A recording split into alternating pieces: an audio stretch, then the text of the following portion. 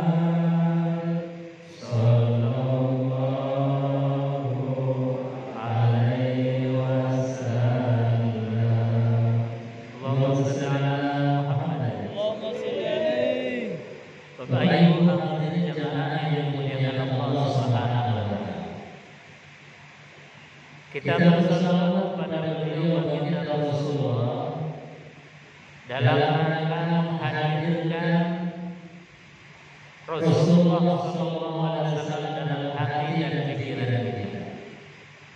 Karena beliau adalah tibbil qulub, dokternya hati. Kita ini kalau punya penyakit hati, itu rasanya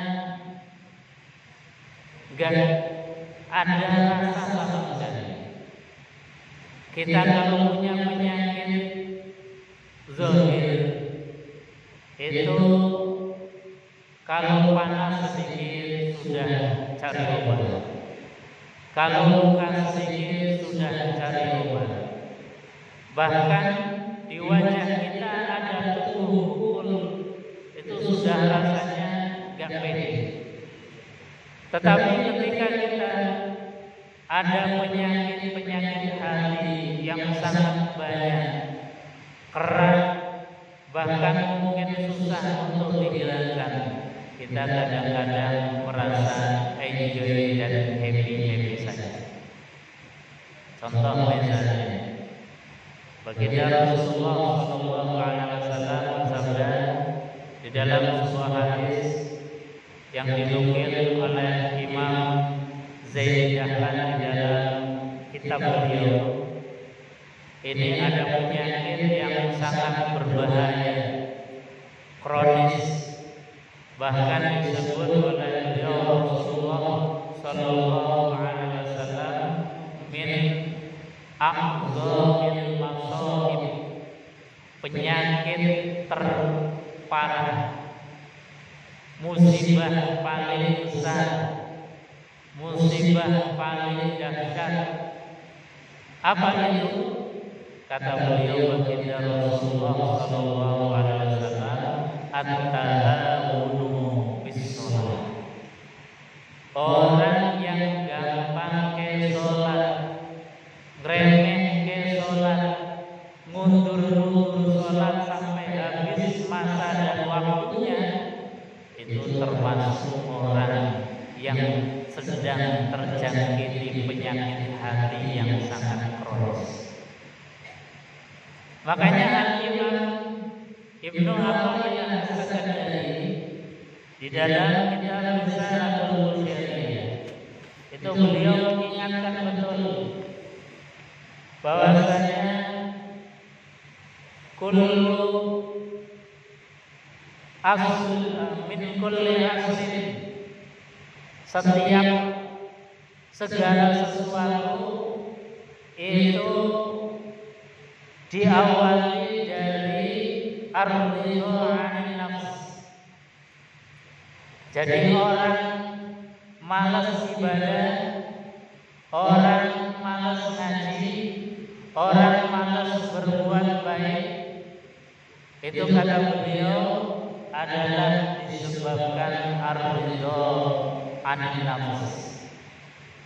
Rela mau dikendalikan oleh nafsunya, rela dan ridho dikendalikan oleh hawa nafsu, sehingga ketika kita terjangkiti oleh penyakit di dalam hati, ini merasa nyaman-nyaman saja, meninggalkan sholat rasanya biasa, tidak ada beban, tidak ada rasanya pekewuh dengan Allah Subhanahu wa taala.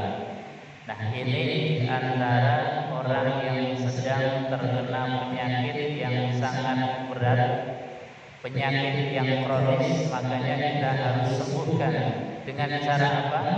Hadir dan menghadirkan beliau baginda Rasulullah sallallahu alaihi wasallam. Bapak Ibu hadirin jemaah yang dimuliakan Allah, maka di dalam mengawali mendiagnosa segala penyakit-penyakit di dalam hati kita, maka yang ditawarkan oleh Al-Quran, satu, perbanyaklah rasa syukur kita kepada Allah Subhanahu wa taala. Perbanyaklah kalimat tahmid. Lisan kita jangan pernah kering dari mengucapkan matur suwun, terima kasih, alhamdulillah. Karena apa? Permulaan penyakit hati itu dimulai dari kufur, dari ingkar terhadap pemberian Allah Subhanahu wa taala. Ini awal asal muasal daripada kufur. Asal muasal penyakit hati itu awalnya dari tidak terbiasanya kita mensyukuri nikmat dari Allah Subhanahu wa taala. Ini Quran mengajarkan apapun kita awali dengan alhamdulillahirabbil alamin. Makanya baginda Rasulullah SAW mengajarkan kepada kita baru bangun tidur, mata baru terbuka, roh kembali dikembalikan ke jasad kita oleh Allah Subhanahu wa taala, dihidupkan kembali kita, maka kanjeng Nabi Muhammad SAW mengajarkan kalimat yang pertama yang harus kita ucapkan adalah alhamdulillahilladzi ahyana ba'dama amatana wa ilaihi nusyur. Kalimat pujian, kalimat syukur, terima kasih kepada Allah Subhanahu wa taala atas hidupnya kita kembali di alam dunia ini.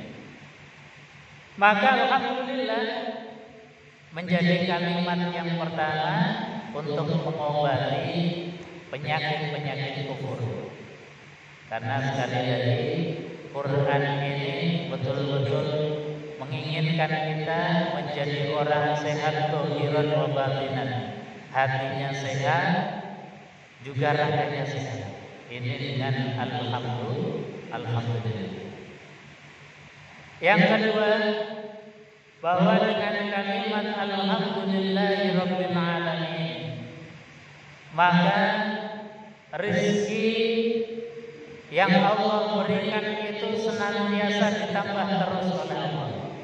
Ini rumus rezeki itu bukan kita kemudian dari pagi sampai petang, bahkan sampai malam peras keringat banting tulang.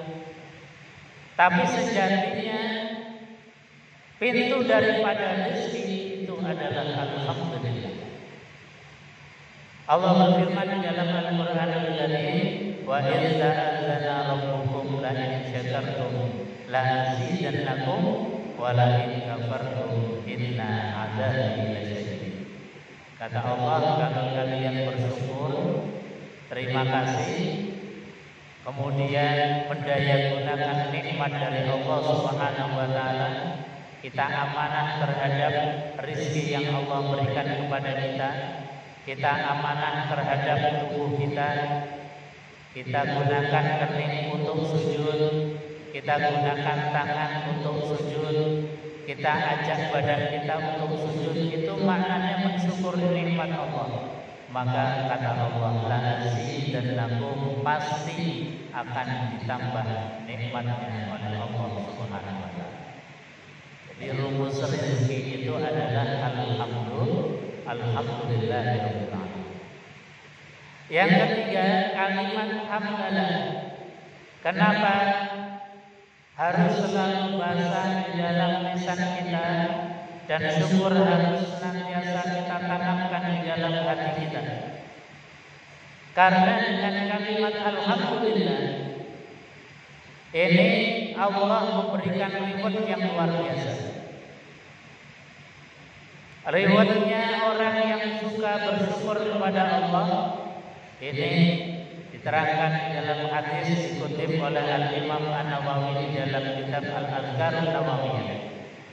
Beliau mengutip ketika ada seorang yang sedang terkena musibah, keluarga yang sedang berduka, itu biasa Allah kemudian mengutus malaikat untuk takziah. Datang malaikat untuk takziah, mendoakan baik orang yang meninggal dunia maupun keluarga yang ditinggal. Setelah takziah kemudian malaikat ini balik kepada Allah dan ditanya oleh Allah, wahai malaikat, apa yang kau lihat pada keluarga yang ditinggal oleh orang yang meninggal dunia? Maka malaikat ini kemudian melaporkan kepada Allah, wahai Allah, saya melihat bahwa keluarga yang sedang berduka, keluarga yang sedang sedih ini mengucapkan alhamdulillah summa starja. Jadi kalimat yang pertama dalam keadaan duka pun seharusnya adalah kalimat alhamdulillah, baru diikuti kalimat istirja, inna lillahi wa inna ilaihi raji'un.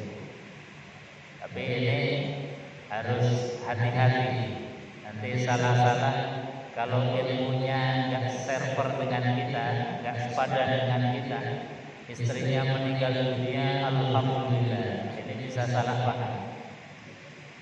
Tapi tetap alhamdulillah harus pertama kali yang diucapkan di dalam lisan kita. Meskipun mungkin diucapkan hanya yang dengar telinga kita sendiri. Kenapa harus mengucapkan alhamdulillah baru diikuti kalimat istirja? Karena sejatinya dengan ucapan alhamdulillah itu artinya kita rela, kita menerima takdir dari Allah Subhanahu wa taala. Maka ketika malaikat ini kemudian menyampaikan kepada Allah, wahai Allah, keluarga ini mengucapkan alhamdulillah summa starja. Maka Allah Subhanahu wa taala kemudian senang sekali, gembira. Ada orang sedih, ada orang sedang duka kok ridho terhadap keputusannya Allah. Apa kata Allah? Wahai malaikat, banallahu lahu baitan fil jannah. Bangunkan sebuah istana, sebuah rumah di surganya Allah Subhanahu wa taala. Bahkan rumah istana yang di surga ini rumah yang istimewa. Kalau rumah kita kan nggak ada namanya, paling kalau perumahan kasih nama mungkin perumahan apa. Tapi kalau rumah kita ini kebanyakan belum punya nama di depan. Nah ini ada rumah istana dibangun oleh Allah, dikasih nama. Namanya apa? Baitul Hamdi, rumah pujian. Rumah yang diberikan oleh Allah kepada siapapun yang suka memuji kepada Allah, baik dalam keadaan senang maupun dalam keadaan susah, dalam keadaan lapang maupun dalam keadaan sempit, dalam keadaan bahagia maupun dalam keadaan. Nah ini yang perlu kita belajar terus-menerus. Alhamdulillah ketika sedang berduka. Kalau alhamdulillah dapat nikmat sudah biasa. Kalau alhamdulillah naik pangkat sudah biasa. Tapi coba kalau ketika kita sedang sakit, bisakah kita ini mengucapkan alhamdulillah? Ketika dompet kita mungkin pas gak ada rupiah sama sekali, bisakah kita masih mengucapkan alhamdulillah? Bisakah kita misalnya ketika dimutasi, diturunkan jabatan, masih bisa mengucapkan alhamdulillah? Kalau kita dalam keadaan seperti itu masih bisa mengucapkan alhamdulillah, itu manusia-manusia super yang sudah disiapkan oleh Allah, Baitul Hamdi, rumah pujian di surganya Allah Subhanahu wa taala. Dan kalau orang sudah bisa alhamdulillah dalam keadaan senang maupun susah, naik pangkat maupun turun pangkat, ada uang maupun tidak ada uang, sejatinya hati kita itu hatinya sedih. Karena kita tidak punya kekhawatiran apapun terhadap makhluk. Jabatan, pangkat itu hanya titipan saja, bisa kita pegang, bisa kita lepas. Harta, uang itu pun sama, termasuk pasangan hidup kita pun sama. Pasangan hidup kita mungkin sekarang ada, mungkin nanti dipanggil oleh Allah tiada. Itu adalah hak prerogatif Allah Subhanahu wa taala. Maka sekali lagi ayo kita berlatih, jangan pernah luput, jangan pernah kering lisan kita dari kalimat alhamdulillahirabbil alamin. Hadirin jemaah yang dimuliakan Allah.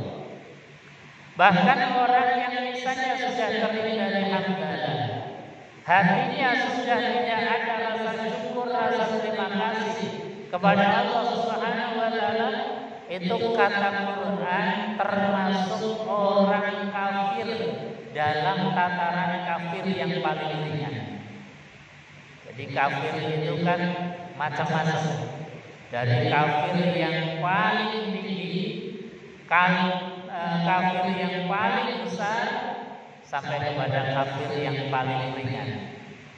Nah, paling ringan itu adalah orang yang ketika diberikan nikmat tidak mau bersyukur, ketika diberikan nikmat tidak mau terima kasih. Itu bahasanya Al-Quran, itu termasuk orang-orang kafir. Makanya ketika kita dititipi oleh Allah harta, itu kita disuruh untuk berderma, disuruh untuk berbagi, karena harta yang kita miliki, meskipun sertifikatnya atas nama kita, BPKB-nya atas nama kita, kata Quran itu ada haknya orang lain. Hakul lisan wal mahrum, ada haknya orang yang minta maupun haknya orang yang tidak minta. Maka berikan haknya dengan baik. Dengan baik itu seperti apa? Kata Al-Quran, memberikan hak orang lain dengan baik itu bil ilmi, dengan ilmu, dan juga contoh dari baginda Rasulullah Sallallahu Alaihi Wasallam. Makanya Allah mengingatkan betul. Misalnya kita sedang punya banyak uang kemudian berbagi, itu hati-hati, karena berbagi kita memberikan sedekah kalau tidak punya ilmu bisa tidak berarti apa-apa, bahkan tidak mendatangkan pahala dari Allah. Makanya Allah sampaikan, ya ayyuhalladzina amanu la tubtilu shadaqatikum bil manni wal adha. Wahai orang yang beriman, jangan rusak sedekahmu, pemberianmu, hadiahmu, zakatmu, wakafmu. Dengan cara apa? Rusaknya sedekah itu satu, bil manni, diungkit-ungkit. Jadi ilmunya sedekah itu ya seperti ilmu ketika kita baru bangun tidur ke kamar mandi, buang air besar, air kecil, sudah. Kalau sudah keluar nggak usah dipikir-pikir lagi, nggak usah diungkit-ungkit lagi. Sekali mengungkit pemberian kita, sedekah kita, hangus itu pahala. Satu, penyakitnya sedekah bil manni. Yang kedua, al-adza, menyakiti hati orang yang menerima. Kita ngasih, tapi mungkin disoting, dipublikasikan kemana-mana, sehingga misalnya kalau pas seperti santunan, anak-anak santuni, tapi foto barang kemudian diupload. Kadang-kadang ini menyisakan trauma bagi anak. Anak-anak merasa malu, anak-anak yang asalnya gembira, kemudian teringat lagi orang tua yang sudah tiada. Nah, ini harus betul-betul kita jaga. Jangan sampai pemberian kita tapi kemudian menyakiti hati orang yang menerima. Maka betul-betul harus kita punya cara, punya ilmu bagaimana pemberian kita itu agar pemberian yang tidak menyakiti. Dengan cara apa? Bil ilmi, harus terus-menerus belajar. Jangan sampai sedekah kita tidak mendapatkan amal. Maka orang yang tadi bersedekah tapi ria, bersedekah tapi menyakiti hati orang yang menerima, bersedekah tapi diungkit-ungkit lagi. Itu dalam akhir ayat tadi menerangkan dan mengingatkan kita tentang bahayanya penyakit-penyakit sedekah kita. Maka Allah sampaikan, innallaha ya ayyuhalladzina amanu la tubtilu shadaqatikum bil manni wal adha kalladzi yunfiqu malahu ri'a'an nas famathaluhu kamathali safwanin 'alaihi turab fa asabahu wabilun fatarakahu shaldan. Di akhir ayat itu Allah sampaikan bahwasanya Allah tidak menyukai orang-orang yang kafir. Artinya apa? Bahwa orang yang senantiasa tidak bersyukur kepada Allah Subhanahu wa taala itu masuk dalam kategori kafir yang paling rendah. Makanya kita harus hati-hati ketika diberikan oleh Allah amanah rezeki, amanah harta, amanah keluarga, termasuk amanah di dalam tubuh kita pun harus kita betul-betul syukuri dengan ruku sujud, dengan memberikan hak-haknya orang lain dengan cara yang baik. Hadirin jemaah yang dimuliakan Allah Subhanahu wa taala. Makanya Allah sampaikan bahwasanya wa fi amwalihim haqqul lisa'ili wal mahrum. Dan di dalam harta kalian ada haknya orang lain, baik itu diminta maupun tidak diminta. Misalnya kita punya mata nempel di tubuh kita, ada di kepala kita, tetapi itu ada haknya orang lain, maka berikan haknya orang lain itu dengan baik. Dengan cara apa? Pandanglah orang lain itu dengan pandangan penuh kasih sayang, pandangan rahmat, pandangan yang menyejukkan, bukan pandangan yang sinis, bukan pandangan yang bengis. Ini haknya kita sudah kita berikan kepada orang lain. Kita punya mulut pun demikian, kata Allah, haqqul lisan wal mahrum. Ada haknya orang lain, maka berikanlah hak orang lain. Dengan cara apa? Ngomong yang baik, ngomong yang bisa membangkitkan motivasi orang lain. Syukur-syukur kita berikan doa kepada mereka. Dan alhamdulillah paling tidak kita di dalam sholat kita sudah mendoakan lil muslimin wal muslimin. Artinya apa? Sudah memberikan haknya orang dengan sebaik-baiknya. Sekali lagi, mudah-mudahan kita yang hadir di majelis ini termasuk orang-orang yang pandai bersyukur kepada Allah, yang menjadikan surganya Allah. Amin ya rabbal alamin. Bapak Ibu hadirin jamaah yang dimuliakan Allah, demikian mudah-mudahan ada manfaatnya. Mari kita tutup dengan sholawat terlebih dahulu dan doa. Mudah-mudahan kita diberikan oleh Allah ilmu yang bermanfaat, keluarga kita diberikan oleh Allah keluarga yang sakinah, mawaddah warahmah, anak-anak kita menjadi anak-anak yang soleh dan solehah. Amin ya rabbal alamin. Kita baca sholawat ini dulu bersama-sama. Allahumma shalli ala sayyidina Muhammadin fil qulubi wa